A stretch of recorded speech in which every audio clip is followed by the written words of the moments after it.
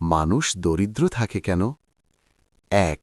অলসতা, কাল করব বললেই ভবিষ্যৎ গরিব হয়। ২. অপ্রয়োজনীয় খরচ, স্ট্যাটাস দেখাতে গিয়ে অপ্রয়োজনীয় খরচে পকেট ফাঁকা। ৩. স্কিল শেখে না, যে সময়ের সাথে হাঁটে না, স্কিল বাড়ায় না, সে পিছিয়ে পড়ে। ৪. ভুল মানুষের সাথে চলা, নেগেটিভ মানুষ মানেই নেগেটিভ জীবন, ভুল মানুষ থেকে দূরে থাকুন। ৫. ধৈর্য নেই, যে কোনো বিষয়ে দুদিনেই ফল আশা করে, না পেলে হাল ছেড়ে দেয়। ৬. সুযোগের কদর নেই, আপনার যা আছে তার কদর করুন, তার মূল্য বুঝুন। ৭.